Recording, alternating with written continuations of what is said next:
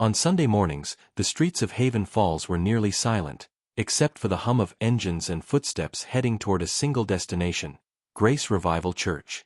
Perched at the top of a manicured hill, the church looked like something out of a movie.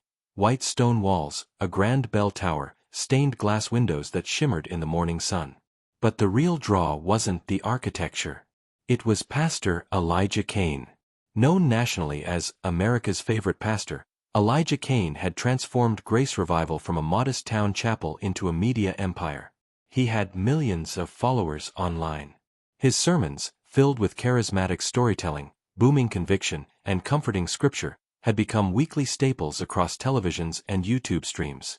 He had been profiled by Time, Forbes, and Christian Living Today. Always smiling, always kind, always perfect. He was the face of forgiveness, redemption, and love. But none of them knew what he had done. To Haven Falls, Elijah was more than a preacher. He was their spiritual father, their counselor, their hero. He had built a halfway house for recovering addicts. He ran a free meal program every Thursday. He officiated weddings and visited the sick in hospitals. He was present. He was adored. Which made it all the more chilling when everything began to unravel. It started quietly. Small things. A whispered rumor. A confused expression on a woman's face after Sunday service. A file misplaced at the county clerk's office. These seemingly random occurrences would later connect like puzzle pieces, forming a horrific image no one wanted to believe. But the first true crack in the facade came from a local reporter named Madison Rhodes. Madison wasn't looking for a scandal.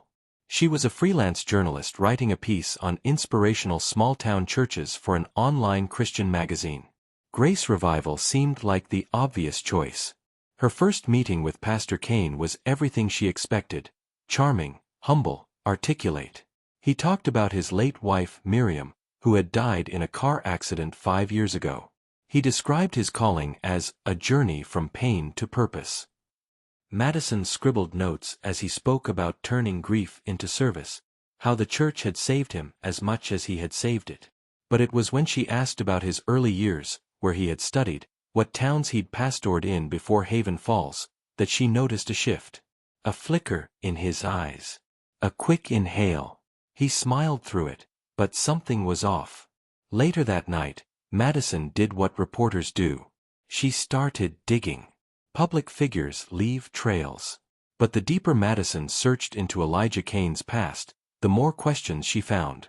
There were no photos, no articles, no church bulletins before 2012, the year he arrived in Haven Falls. His seminary degree was real, but issued under the name Eli Carter, not Elijah Cain. She found a few scraps, a traffic ticket in Ohio, a library card in Missouri. Always a different name, a different identity. She tracked one alias to a small town in Arkansas. When she called the now-defunct number listed for the church he supposedly served, she was stunned when a woman answered, Mrs. Ellen McBride, a retired librarian.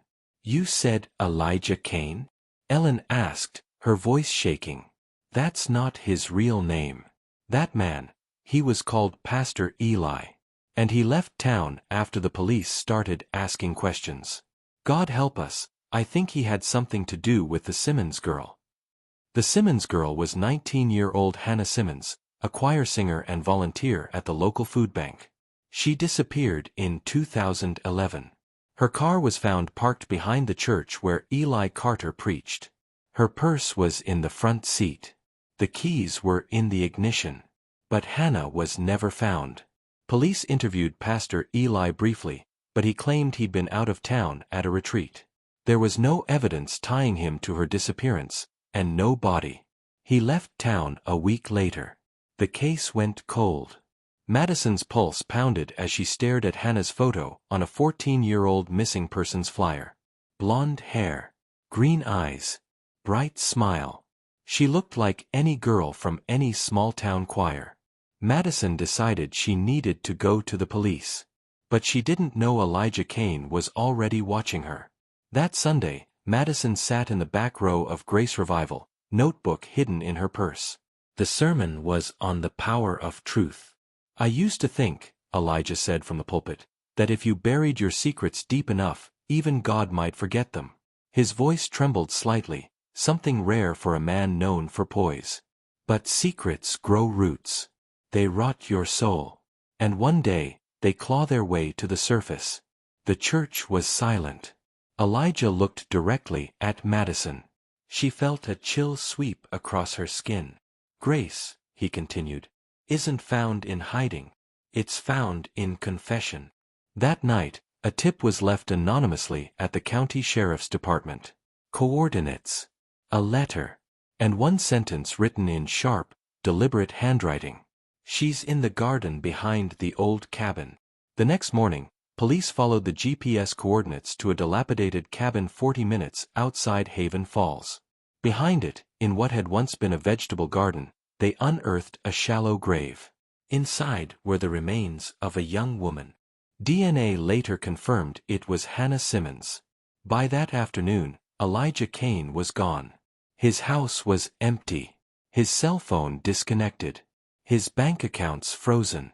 A handwritten note was found in his office. God forgives me. The world never will. The town of Haven Falls was never the same after the garden discovery. 4 years, Grace Revival Church had been a beacon of light. But now, that light had been tainted, dimmed by the revelation that the man who stood behind the pulpit was not a shepherd, but a predator. And Elijah Cain, once hailed as America's favorite pastor, was now the subject of a nationwide manhunt. By Monday morning, every major news network had picked up the story. CNN, celebrity pastor vanishes after remains discovered. Fox News, pastor or predator. Hunt for Elijah Cain. TMZ, holy horror, YouTube preacher tied to cold case. The internet exploded. Former parishioners came forward. Some defended him, saying it had to be a mistake. Others admitted they had noticed strange behaviors, his frequent disappearances, his tendency to start fresh with church staff every few years, his refusal to talk about the past. But the most haunting account came from a woman named Delilah Morse. I was 17 when I met him, she said during a live interview. Back then, he went by Pastor Eli Carter. He helped me through a tough time. But there were rumors about a girl who went missing from our youth group. Her name was Carla Delgado. They never found her. He left town shortly after. Delilah's story opened a floodgate. Within days, journalists uncovered more unsolved disappearances, all young women, all from small churches in different states, all connected by a single thread, Elijah Cain, under various names. He was no longer just a fugitive. He was a suspected serial killer. Madison Rhodes was no longer just an independent reporter. She was now the accidental face of the investigation. Her inbox overflowed with media requests. But she ignored them. She wasn't done. Something told her Elijah hadn't just run, he had a plan. So she returned to the CH. Grace Revival had been closed since the arrest warrant was issued, but Madison still had the key Pastor Cain had given her weeks before. She stepped into the sanctuary. It was quiet, eerily so. The polished pews gleamed under soft light pouring through the stained glass. His Bible still sat on the pulpit. She wasn't sure what she was looking for. Maybe a journal, a USB drive, a confession. What she found was far worse. Behind the altar was a door that led to Cain's private prayer room. Madison had seen it before. But this time, she noticed something odd. A scuff mark along the back wall, recent. She pushed against the panel. It creaked open. Inside was a hidden crawl space. The narrow hallway led to a concrete room, unfurnished, cold, and silent. But what Madison found lining the walls made her gasp. Photos. Dozens of them. All women. Some were surveillance style, taken from afar, blurry, candid. Others were portraits, clearly taken without consent. Each one had a date and a name scribbled beneath it. And at the center of the wall, under a glass case, was Hannah Simmons's choir pin. Madison's hands shook as she took photos with her phone. This wasn't just a secret, this was a shrine. A catalog. Evidence of a pattern. There was no denying it anymore. Elijah Cain hadn't just killed Hannah Simmons. He had likely murdered at least 5 other women over the last 15 years, and maybe more. 2 days later, the FBI searched the old cabin where Hannah had been found. Under a loose floorboard in the bedroom, they discovered a small, leather-bound journal. It was Elijah's. The entries were dated from 2009 to 2012 and written in erratic, often poetic language. He referred to himself not as Elijah, but as the Watchman. He spoke of temptation, judgment, and purification. But more chilling were his repeated references to the offering. The offering must be pure. The world is drowning in sin, and only through cleansing can one be reborn. She sang like an angel. That's why she had to be the first. Each one brings me closer to him. I don't expect forgiveness, I expect understanding. The journal confirmed what authorities feared. Elijah Cain believed he was purifying the world through blood. A week passed. The search expanded nationally. His face was plastered on billboards, airports, news tickers. But there were no sightings, until a small-town gas station attendant in West Virginia made a call. He looked familiar, the man told police. He was wearing a baseball cap and glasses. Paid in cash. But when I saw his face on the TV later that night, I nearly dropped my coffee. The man had security footage. It was him. Elijah Cain had passed through 2 nights ago, just hours before the tip was called in. By the time the FBI arrived, he was gone again. But they were getting closer. Meanwhile, back in Haven Falls, Grace Revival Church was collapsing. Attendance dropped to near zero. Volunteers abandoned their posts. Parishioners demanded refunds for donations. Protesters gathered outside, holding signs that read, "False prophet," and "The devil wore a collar." But some still defended him. "He baptized my son," one woman cried on a local radio show. "He helped my husband get sober. I don't care what they say, I believe in the man I knew." Others were more conflicted. "I saw him pray with the dying," said Jacob Lynn, a longtime deacon. "He visited the prison every month, donated his own money to the shelter. How can a man be capable of such good and such evil?" That question would haunt the town forever. 10 days after his disappearance, a new video was uploaded to Pastor Cain's YouTube channel. The title, "The Final Sermon." The thumbnail was black. The video was 2 minutes and 22 seconds long.